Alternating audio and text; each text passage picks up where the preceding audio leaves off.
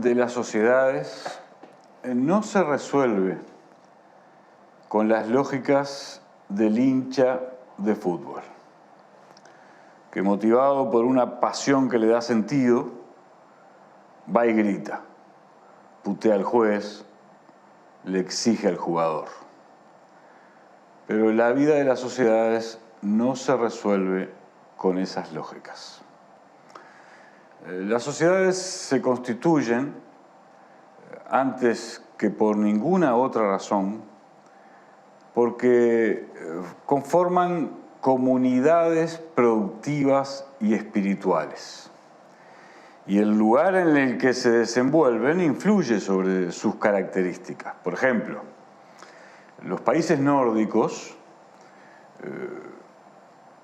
que habitaban en esos bosques fríos, en los que el invierno es largo y duro, tenían que constituirse en seres recios y disciplinados para asegurar la reproducción de su vida como comunidades productivas y progresivamente también espirituales.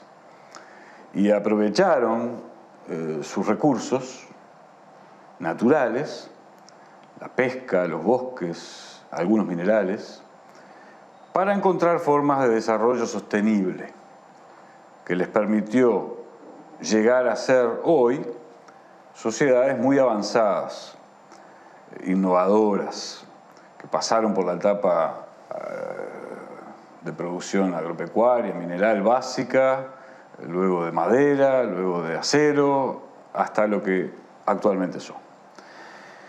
En el caso de la pampa húmeda, de la cuenca de, como me gusta decir a mí, el río de los pájaros pintados,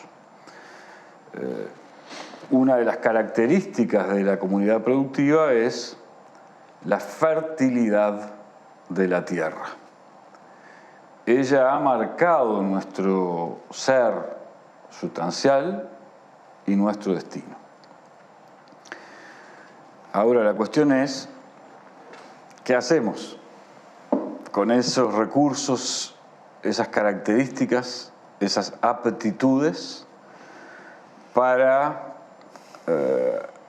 que el desarrollo de ellos aseguren el desarrollo a su vez integral de la comunidad productiva y espiritual que constituimos? Esta intrascendente pregunta, con esta intrascendente pregunta, te largo al ruedo. Bueno, largo yo, ¿qué hacemos? Bueno, yo creo que lo primero es dejar transcurrir una competitividad que Uruguay ha construido sin pretender creer que uno desde algún lugar privilegiado puede conducir completamente ese proceso. Uno lo que sí puede es determinar lo que no se puede hacer en términos de amenazas a los recursos, en términos de respeto a los vecinos, etcétera, etcétera. Pero en general la toma de decisiones descentralizada de quienes están allí dando la batalla por realizar sus sueños desde la actividad de producir alimentos o fibras, es decir, bueno, dentro de la ley se puede hacer todo y no te vamos a cambiar las reglas de juego arbitrariamente de un día para el otro. Eso me parece que es un acuerdo que Uruguay además ha tenido. Uruguay tiene muchas políticas que han sido convalidadas por gobiernos de distintas fuerzas políticas, donde por suerte no primó esa lógica del hincha futbolero que dice, si esto lo hizo el otro bando, yo voy a querer cambiarlo todo y hacerlo todo de la manera contraria porque él es Peñarol y yo soy Nacional, o esa lógica no ha primado en el agro uruguayo. Entonces, esa tranquilidad para que la gente pueda invertir y seguir sus sueños en términos de vida a través de la producción de alimentos me parece que es muy importante como un consenso nacional.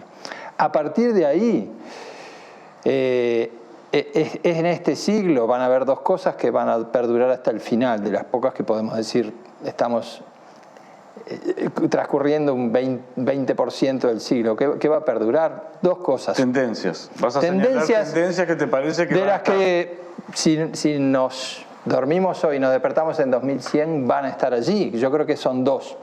Una es, vamos a tener todo el siglo tratando de corregir la inestabilización del clima que hemos provocado. Eso va a seguir, lo van a seguir nuestros hijos, lo van a seguir nuestros nietos, y probablemente nuestros nietos nos señalen con el dedo y nos digan qué mundo tan desestabilizado, tan agredido en su naturaleza nos dejaron. Ese va a ser un reproche de quienes vivan en el 2100. Lo otro que no va a cambiar es que la tecnología tiene un desarrollo exponencial y por lo tanto en la actividad que hagamos tenemos que estar cerca de la vanguardia tecnológica, y eso son tecnologías de información, automatización, entender con mucha más precisión cómo funcionan los suelos, entender cómo funciona la genética y utilizar el conocimiento de la genética en las distintas áreas. La expansión vertiginosa del conocimiento va a continuar. Entonces, lo que tenemos que hacer hoy es decir, señores, la producción de alimentos ahora tiene que tomar en cuenta el clima de una manera muy clara. Y dos, tenemos que lograr las condiciones como comunidad evolutiva, como vos decías, de decir, bueno, la tecnología fluye. Uruguay es muy competitivo en carne, pero también en software, y las vacas tienen un chip, y si logramos que esa interacción sea sinérgica entre distintos sectores, vamos a estar bien en términos de competitividad y en términos de distribuir esa competitividad a lo largo y ancho de la comunidad. Eso es como lo veo yo. Jorge. Comparto el análisis y esta necesidad de, por un minuto, abstraerse de la cotidianeidad y de tratar de mirar lejos, ¿no? Primero, una reflexión corta para poner contexto, que para mí de alguna manera explica un poco las cosas que van a suceder. El mundo vivió en los últimos siglos un fuerte apogeo, una visión donde el hombre era el centro y el universo le tenía que suministrar.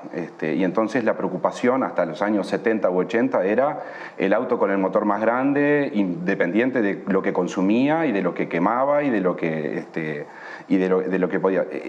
La producción al máximo, con una revolución en verde en clave de más fertilizante, innovación genética, sin tener en cuenta cómo quedaba el suelo, cómo quedaban los ríos, ¿no? El tema era producir, consumo, proveer, reproducir, hombre, centro. Asegurar la reproducción, claro, del proceso de valorización del capital. Y con eso, salud y vivir más y reproducirse más, y entonces el hombre fue el equilibrio de la naturaleza se desequilibró enormemente más per cápita, y porque a su vez aumentó el número de personas. En los años 70 u 80, empiezan a aparecer voces de el mundo no soporta el crecimiento infinito, y entonces de alguna manera empieza a aparecer en este siglo el concepto de los límites planetarios. Uno de los límites planetarios, creo que uno de los que tiene más significación, es de alguna manera el cambio climático, que es como el cambio climático es un conjunto de afectaciones, de límites. Entonces, pero atrás de eso hay un cambio de concepción, de esa lógica o esa visión del hombre por sobre la naturaleza y la naturaleza sirviendo al hombre como parte de un ecosistema y de una naturaleza. Y yo creo que eso es en lo que tenemos que pensar hoy, porque llegar al 2100 va a implicar repensar, replantear ese equilibrio con la naturaleza. Y desde ahí es que parte, y yo creo que ahí completamente de acuerdo, que la innovación, la investigación van a jugar un rol, pero hay que ponerle, me parece, mucho pienso en qué se va a investigar, en qué se va a trabajar.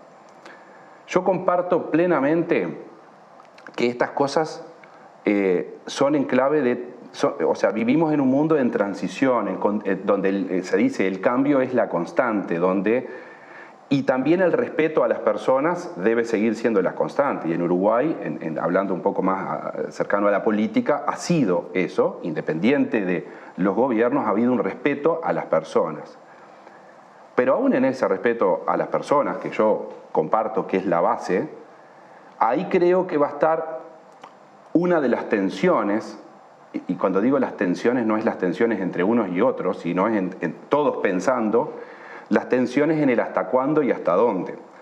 Porque puede ganar la pulseada la tensión de la tecnología, donde seguimos tratando de agregar y tratando de innovar en nuevas especies y en nuevos fertilizantes y en la carrera, que yo creo que es una carrera que esa carrera continúa, y la robotización y los drones y la agricultura de precisión, y creo que porque necesitamos proveerle de alimentos a los que vienen, que cada vez son más, pero creo que ahí hay una tensión en el cómo. Creo que ahí hay una tensión en el cómo. Y hay cosas que ya se empiezan a ver. A ver, explica un poco más lo de la tensión en el cómo. Claro, porque uno puede resolver de distintas maneras esas cuestiones. Y yo creo que Uruguay, una de las discusiones que va a tener en el próximo tiempo es cómo, respetando la libertad de los productores, acompaña a esos productores en un proceso de cambio que haga más sostenible a la producción. Y esa limitación o ese cambio no es solo un tema de que el Parlamento uruguayo ponga una ley y que diga de aquí a 10 años no se podrá usar más esto o debemos... No solo eso. Las normas que se están discutiendo hoy, los impuestos que se están discutiendo hoy en Europa de ponerle a las emisiones de carbono, la normativa de Alemania de exigirle a las plantas potabilizadoras que en el 2030 tiene que captar el fósforo y el nitrógeno de su planta potabilizadora porque esa va a ser la fuente de fertilizante, nos indica que probable en un mundo, en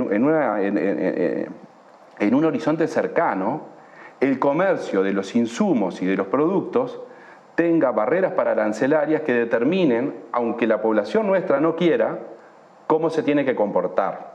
Entonces, vivimos en un mundo donde no es solo, o sea, no es una contradicción para lo que plantea Eduardo, no es que los productores no van a ser más libres y que tenemos que ponerle límite, no, es que el mundo nos está llevando a eso. El mundo en poco tiempo no va a comprar leche de un productor que no cuide sus efluentes.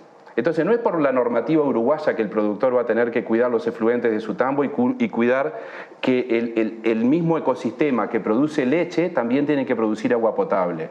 Es el mundo que nos compra el que nos marca, o es el mundo de los acuerdos internacionales en el que nos podremos insertar. Entonces es muy importante para que el poder político, que la investigación, que el mundo pensante del país, que es la conjunción de los intereses de los productores, pensemos en esta tensión del cómo vamos a resolver eso. Porque lo cierto es que si seguimos pensando en cómo producir más solamente y en cómo bajar los costos, vamos a quedarnos afuera de lo que está pasando en el mundo. Y esto de vuelta, no es en contradicción, es que el mundo es más complejo de lo que parece y es inabarcable en 5 minutos. Sí. Quiero dejar solo puesta otra atención. Dale. Solo puesta otra atención. Esta es la relación entre el ambiente, el mercado y las posibilidades. La otra es el de la gente. ¿Con quiénes vamos a seguir produciendo? ¿Con quiénes? ¿Quiénes van a ganar la carrera? Y ahí de vuelta, el Estado, como un todo, también juega un rol importante. ¿Cómo los productores familiares se van a seguir desarrollando? ¿Cuáles son los instrumentos? Porque otra de las discusiones que también se está dando en el mundo es quiénes se producen. Y esas son de las cosas que hay que avanzar. Sí. Eduardo, comentá esto porque yo después voy a agregar, voy a hacer una pequeña reflexión con los desafíos. Vos ya adelantaste algo, pero yo quiero incorporar todavía más desafíos. Así nuestra reflexión se tensiona un poco. No, yo coincido completamente, por eso planteaba que el tema cambio climático es tan importante, porque para evitar la catástrofe tenemos que llegar a ser neutrales en 2050, o sea que al 2050 no va a importar si lo que hacemos es carne, leche, automóviles o camisas, va a tener que demostrar que es neutral climáticamente y tendrá que decir, el cliente va a decir, ¿cómo lo hace? Es su asunto, acá tiene que llegar algo climáticamente neutral, si no, bueno, paga esta tasa que te deja fuera de mercado. Yo en eso coincido plenamente, ese es un tamiz en el que tenemos que rápidamente alinear la investigación, la extensión, la reflexión. el cambio cultural que Jorge decía, o sea, aquello de que la naturaleza está ahí para que tomemos lo que querramos y esté a nuestro servicio, es una visión que ha quedado completamente perimida y pasa a ser, nuestra es la responsabilidad de restaurar la naturaleza para que podamos seguir conviviendo en un equilibrio que hemos roto. Ese cambio de paradigma es tremendamente importante. Y creo que sí, que eso aterriza en cómo hacemos a un productor que hoy de repente tiene poco ancho de banda, está lejos de los mercados, se está quedando afuera, llega a fin de mes con lo justo, ¿cómo hacemos para que, bueno, no le digamos pa' que macana, pero vos así no funcionas más, suerte en pila? Bueno, ese es un desafío, ¿no? Voy a Ese es todo tomar un desafío. como punto suspensivo lo que acabas de decir, porque quiero incorporar una mínima provocación. Durante 200 años, las comunidades humanas a las que me refería al introducir este diálogo tenían todavía una importante capacidad de tomar decisiones en lo que podemos denominar el Estado Nacional. Tomar decisiones autónomas como comunidad política dentro del Estado Nacional. Pero eso se ha resquebrajado notoriamente, por muchas razones que naturalmente no voy a exponer. Y se va a acentuar. Se va a acentuar porque en la medida que se producen intercambios entre los individuos, eso hace que se consolide el carácter de humanidad de la humanidad, el carácter orgánico de la interrelación de la humanidad como humanidad. Eso nos somete a enormes presiones, algunas de las cuales ustedes mencionaban. Hay una tendencia que a mí me parece muy riesgosa hacia resolver este problema mediante el aislacionismo. Nosotros somos esto, somos una comunidad y punto. No nos inquieta en absoluto los desafíos de pertenecer a la humanidad y por tanto tener que tomar decisiones en función y cooperativamente y conflictivamente con el resto de la humanidad. Me refiero a los discursos que promueven el enlentecimiento de la productividad y de la producción económica. Esos discursos no es que no tengan razonabilidad, porque en realidad tratan de ser una respuesta a los límites que la naturaleza impone a unos determinados niveles y formas de producir y de organizar el trabajo. Pero no va a ocurrir, porque en cuanto que hay espacios geopolíticos compitiendo entre ellos, y compitiendo a veces salvajemente entre ellos, ninguno le va a dar a el otro la ventaja de enlentecer ella su capacidad de producir recursos para mejorar su industria armamentística.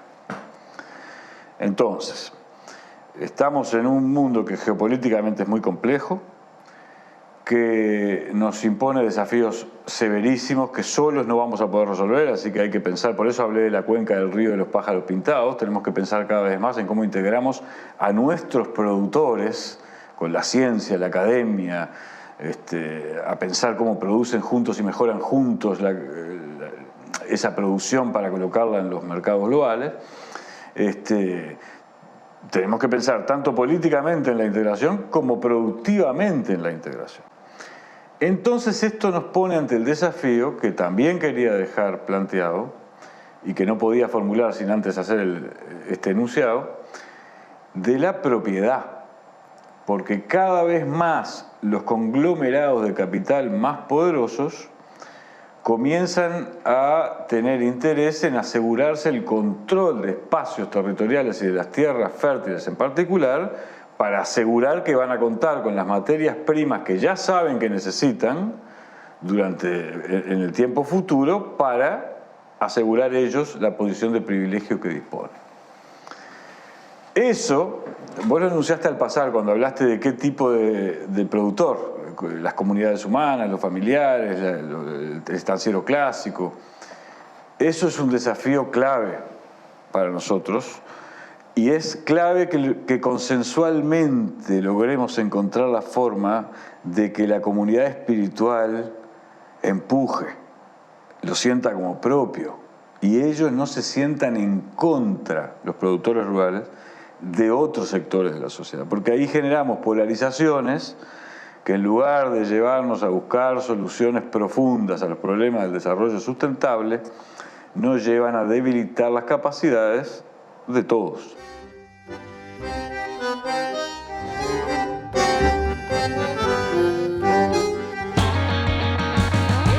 Las variedades que trajimos son esta, que es la Emerald, la que tenemos aquí. Tenemos una variedad que se llama Legacy, siempre pensando en poder escalonar la producción, ¿no? El tomate tiene que ser con gusto, por eso lo hago en esta época. Es el tomate de estación, porque ese tomate de plástico que sale en julio no tiene sabor a nada. Y acá se trata de sabor. Muy diverso es el agropecuario que vamos a estar mostrando la cantidad de actividades que engloba esa frase, el agro, el agro, el agro, el agro. Este tubérculo es originario de Sudamérica. Los incas lo llamaban batata. Cuando en el siglo XV los españoles descubrieron el Nuevo Mundo, encontraron que había un tubérculo que nace y se desarrolla bajo tierra. Era la papa. Poco a poco comenzaron a comerla en los navíos y años después, alrededor de 1570, la papa fue introducida en España. Pero tuvieron que transcurrir más de 2 siglos antes que se reconociera su importancia alimentaria. Al principio incluso se pensaba que era tóxica. Solo a fines del siglo XVIII se inició su cultivo en gran escala. Actualmente la planta de la papa se utiliza también para la producción de almidón, harina de fécula y alcohol.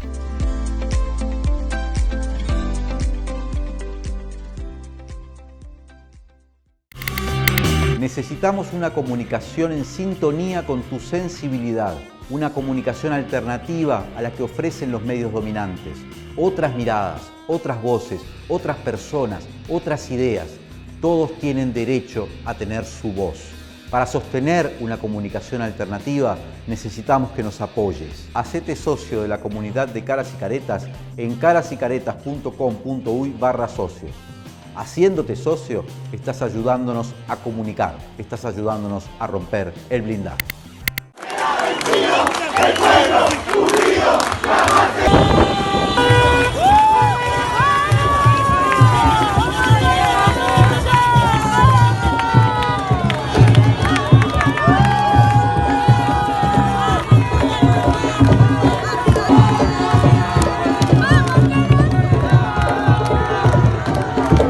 Da vuelta, ahí, tan. Es un honor formar parte de Caras y Caretas TV, donde hay lugar para todo tipo de contenido y también para el humor. ¡Sumate!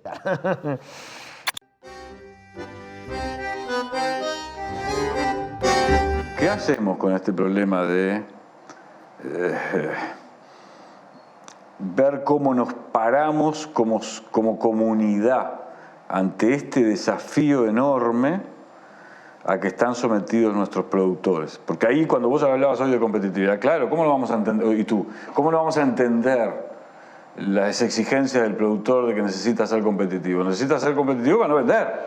Si vamos a hablar las cosas por su nombre.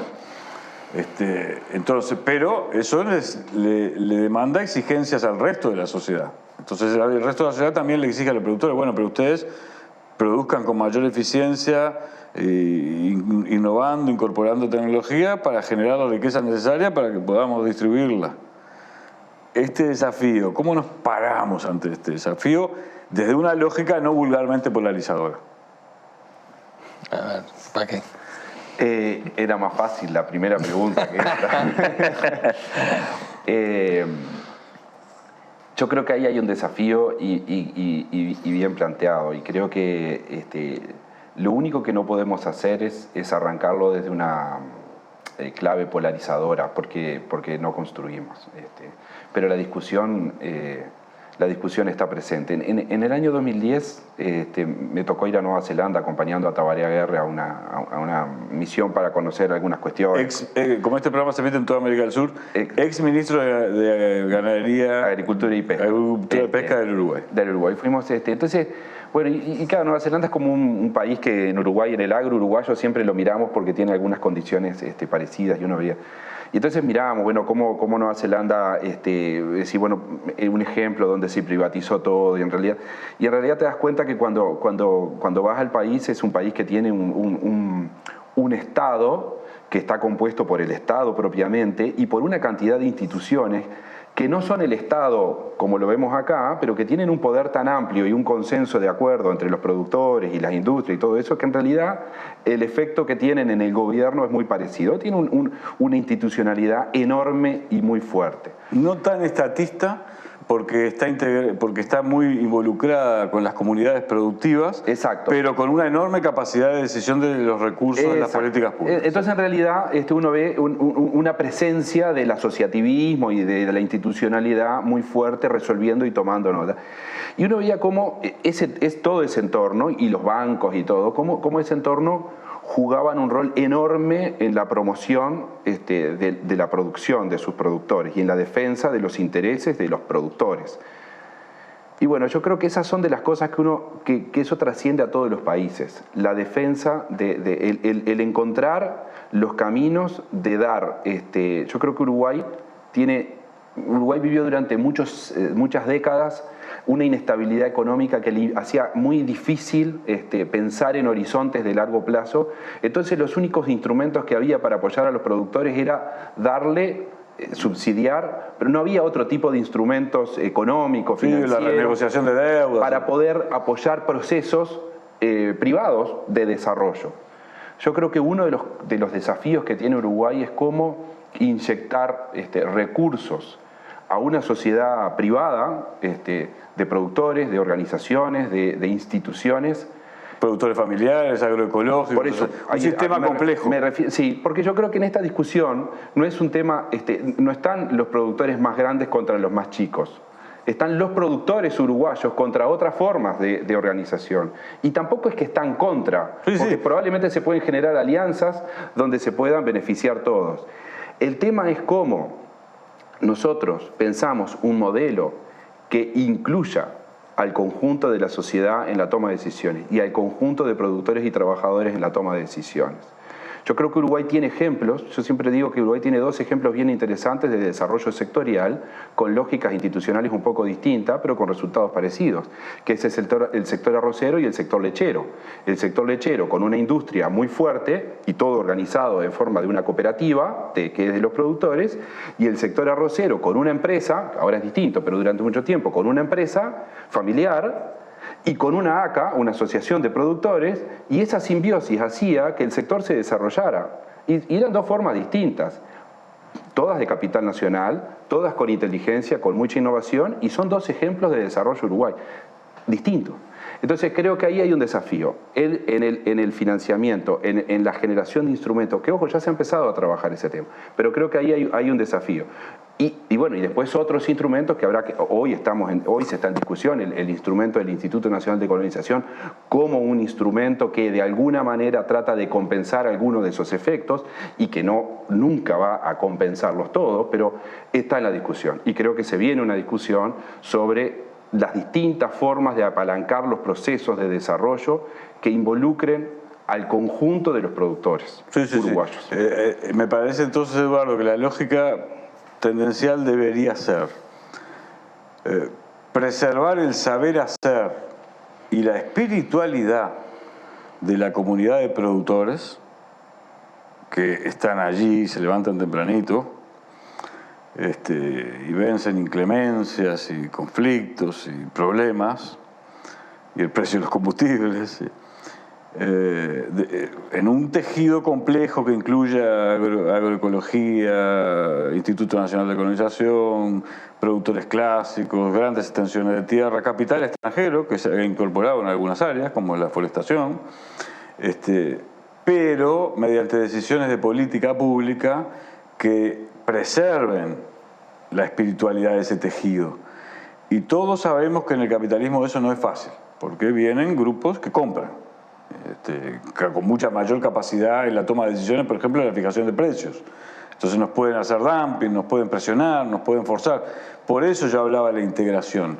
Es impensable, vos que conocés bien la región, tejidos de comunidades de productores regionales que sean la base luego de una evolución política de la integración.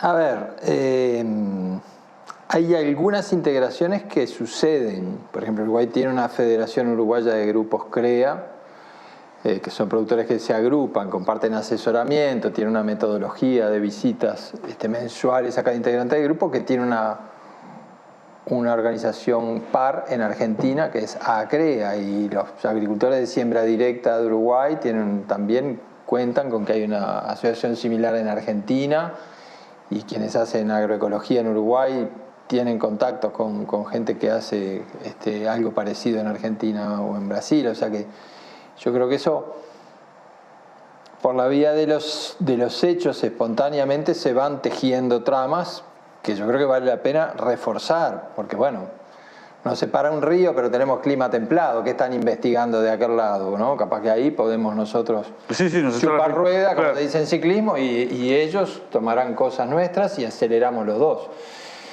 Eso me parece, por un lado, una posibilidad. Por otro lado, como se decían ustedes, cuando hablamos de los productores, yo creo que siempre se corre el riesgo de cargar la mochila de los prejuicios, de decir, el productor agropecuario o no le interesa la tecnología, o está en contra de las 8 horas, o es un explotador que no le importa nada. O a veces veo visiones urbanas que esquematizan de una manera muy, muy grosera lo que es la realidad del conjunto de la producción. Y yo creo que, además, todos los productores tienen una función que cumplen. O sea, el arrocero que tiene 3.000 hectáreas es súper eficiente y genera mano de obra, el ganadero grande, el ganadero chico, o sea, cada uno en ese rompecabezas tiene una función a cumplir, y lo que nunca creo que deberíamos aceptar es trazar una raya de estos son los buenos y estos son los malos, o los uruguayos rurales son así y los urbanos. Porque después está del otro lado el prejuicio de que no, los montevideanos. Sí, es exactamente lo que estoy lo mismo, diciendo. y bueno, los que venimos, tratamos de construir puentes y decir, mirá que no están así, le decís a uno, y mirá que no están así, le decís al otro, ¿no? Sí, pero además, yo he sido siempre muy crítico con una mentalidad que yo llamo mentalidad oligárquico latifundista de una parte de la producción agropecuaria uruguaya. Pero ahora, cuando exponía recién ante ustedes y cuando formulé la idea de este diálogo, estoy enfatizando en la comunidad espiritual. ¿Por qué? Porque así como en las sociedades hay conflictos de clase e intereses en su interior, también hay conflictos de esa comunidad espiritual con unas determinadas tendencias hacia la concentración en el resto del mundo. Y entonces las comunidades espirituales tienen que saber administrar sus conflictos para hacer prevalecer la capacidad de que esa red tejida de muchas formas de producción reproduzcan esa espiritualidad. Eso que hemos llamado, o algunos inteligentes uruguayos, para generar estos consensos, han llamado comunidad espiritual. Ese era un poco lo que me proponía con el programa. Porque no es un problema uruguayo. Le está pasando lo mismo a Argentina, le está pasando lo mismo al sur de Brasil. Hay tensiones serias que hay que estudiar con rigor. ¿Cuáles son los desafíos y cómo respondemos como comunidades políticas con pretensión de autonomía a esos desafíos? Entonces, por eso para mí la pregunta clave era, ¿es posible acceder a esos consensos? Venciendo los prejuicios, naturalmente, ¿no? A ver, yo creo que hay algunos consensos de que nos gusta vivir en una sociedad democrática donde cada uno puede expresar sus ideas y votar cada 5 años a quien se le ocurra, y me parece que ese es un primer gran consenso que, bueno, es cada vez más una rareza en el mundo, ¿no? Va cayendo. Vemos cómo proliferan dictaduras aquí y allá y bueno, ese es un primer consenso por el cual creo que democráticamente deberíamos considerar que el empleado público, el productor ganadero el programador de software o el que trabaja manejando las redes sociales de no sé qué, todos somos iguales, ninguno está por arriba del otro, todos somos respetables, todos nos respetamos activamente y tratamos de disfrutar esa diversidad. Ese me parece que es un consenso nacional que por lo menos yo siempre brego por eso, ¿no? Sí, sí. Un segundo consenso, que es un escalón más difícil, es decir, somos un país exportador de alimentos y eso está muy bien. Hay gente que la idea ya de que el productor exportador es un poquito más malo que el productor que se dedica al mercado interno. Y exportar alimentos es algo noble. Pensemos vivir en Medio Oriente y no tener asegurado el comercio de trigo. Bueno, es un caos eso, es la primavera árabe con el trigo a $300. Bueno, entonces el comercio cumple una función importantísima. Uruguay ayuda a que los precios de los productos básicos se estabilicen y de paso al que le gusta la carne gourmet le mandamos carne gourmet. Se la vamos a tener que mandar en un barco eléctrico dentro de 20 años. Ahí hay un problema. Y vamos a tener que ser de vacunos que emitan la menor cantidad de metano posible. Ese es otro problema. Pero bueno, nosotros tanto le damos arroz y trigo al asalariado o al desocupado del mundo que vive en un país que produce muy poco, como le damos un producto de lujo al que quiere un vino. Y eso debería ser un consenso que también socialmente deberíamos lograr, de que eso está bien. Y luego debemos construir consensos que son un poco más difíciles, porque muchas veces, bueno, uno habla de agroecología y dice, no, esos son unos hippies que lo que quieren es ser desprolijos y que se les convalide eso. Y ahí entramos en un prejuicio que cuando vamos hilando más fino, la anatomía de los prejuicios se va multiplicando. Yo lo que sí veo como un riesgo, y era algo que tomaba de tu pregunta inicial, que es otro enfoque distinto, es que, bueno, se precisa capturar carbono en cantidad, se va a pagar por eso. Bueno, capaz que entonces terminamos siendo un gran monte de eucaliptus y nada más por la urgencia que el mundo va a tener de eso y porque, bueno, y ahí se nos va, esa comunidad espiritual se nos va, ¿no? Y ese es un riesgo. Yo creo que ahí nos debemos un debate, pero que no debe caer tampoco en un chauvinismo de que, bueno, si viene un señor que es de Dinamarca, ahorró un dinero y quiere comprar una estancia en Uruguay y vivir mirando las vacas comer el pastizal nativo, es bienvenido, igual que en algún momento fueron bienvenidos nuestros abuelos, ¿no? Es un ser humano. Es una apertura. Es un ser humano, ¿no? Como yo dije. O sea, nazca donde nazca. Sí, no, el problema no es ese. El problema es el de la concentración de capital, ¿no? Por suerte, creo que en el Uruguay eso no vamos a caer en esa tontería así xenofóbica, racista. Se me va el tiempo, se me fue ya. En realidad el tiempo cerrá con la reflexión, es decir, darle continuidad, porque el tema del consenso para mí es clave. Y quiero ser muy honesto. Desde el punto de vista de la rentabilidad de los discursos, para decirlo de alguna manera, sobre todo cuando yo observo a algunos periodistas, bueno, que se llaman periodistas, desempeñarse hoy, mercenarios que se llaman periodistas, si yo me pongo a polarizar, yo les puedo asegurar que rentabilizo rápido esa práctica. No sé si habrán observado que no estoy haciendo eso, sino todo lo contrario, porque estoy pensando en el Uruguay de los próximos 40, 50 años. Entonces, vuelvo y te doy unos minutos para cerrar, unos segundos casi te diría, porque me están mirando hasta mal los productores, los directores y los camarógrafos, etc. ¿Qué desafíos tiene que superar el mundo del agro uruguayo para evitar la polarización y generar las condiciones para alcanzar esos consensos? ¿En qué cosas hay que contemplar? ¿Qué intereses? Así, seamos crudos. ¿Qué intereses diferentes tenemos que contemplar? Eduardo mencionó al pasar, ¿no? Che, vamos a ser más respetuosos de los productores agroecológicos en cuanto a la validación de sus productos y no meterles 25.500 exigencias que no les permiten empezar, pero al mismo tiempo ponerle exigencias cuando van a exportar, etcétera, etcétera. Es decir, ser flexibles, decía Eduardo, en relación a un tema, pero hay muchos otros, ¿no? Sí, empezando por ese, ahí yo creo que una de las cosas a veces es elevar la mirada. Primero, muchas veces las discusiones en torno a estos temas no está entre nosotros y no están mirando juntos hacia adelante. Yo creo que en el agro, Uruguay, la clave del desarrollo futuro está en comprender más rápido lo que está sucediendo en el mundo o lo antes posible lo que está sucediendo en el mundo y adelantarse. Creo que en Uruguay estamos muy faltos de investigación, muy faltos de innovación, pese a que tenemos mucho camino andado y unos sistemas de información muy potentes que nos permiten describir.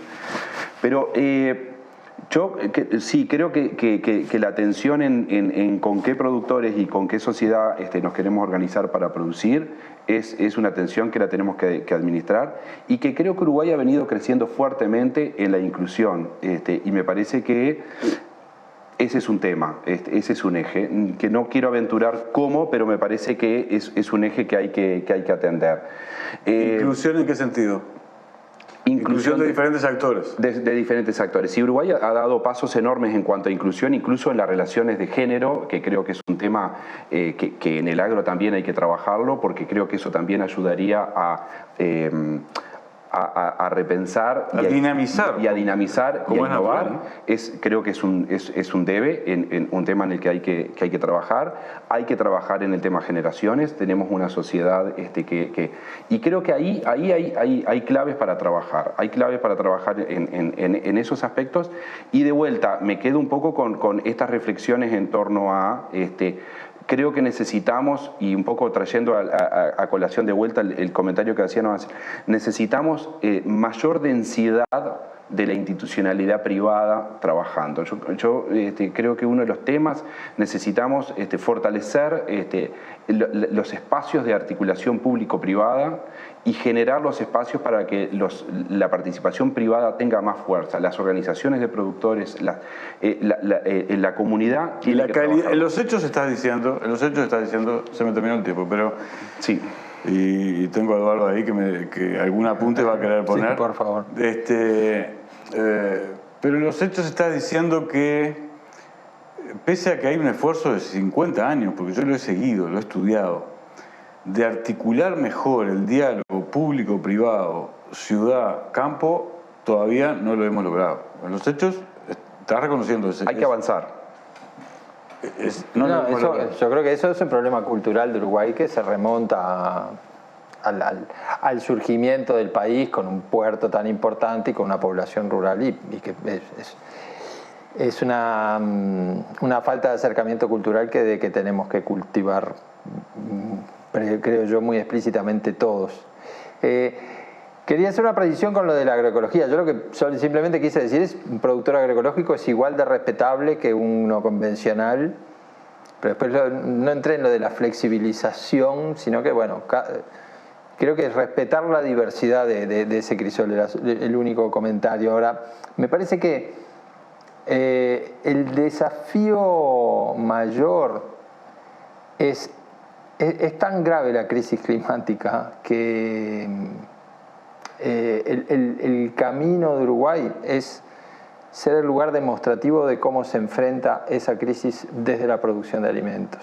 Ese me parece que es un rol súper interesante que tiene Uruguay para hacer. Y otra cosa que es clave para lo que vos decías de la concentración de capital es tenemos que generar conciencia de que tenemos 2/3 de nuestro territorio que son pastizales nativos, que en el hemisferio sur ya prácticamente no quedan. Somos los guardianes de los últimos pastizales nativos del hemisferio sur. Entonces allí me parece que tenemos que generar, tal vez en la cultura urbana, un mayor aprecio a eso, ¿no? Que en otra época romper eso se llamaba pasturas mejoradas en la facultad. Praderas, claro. Sí. Praderas mejoradas.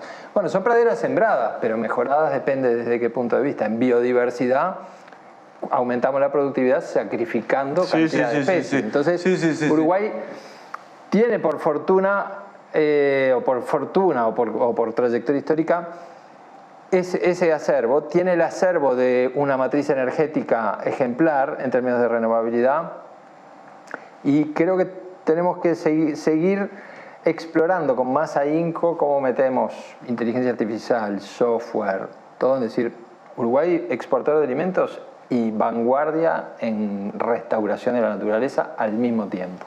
Si logramos eso, y creo que eso merece un consenso izquierda, derecha, rural, urbano, si logramos eso, creo que no solamente vamos a trascender económicamente o en calidad de vida socialmente, sino que nos va a dar un protagonismo en el mundo. Una capacidad de tener un protagonismo en el mundo.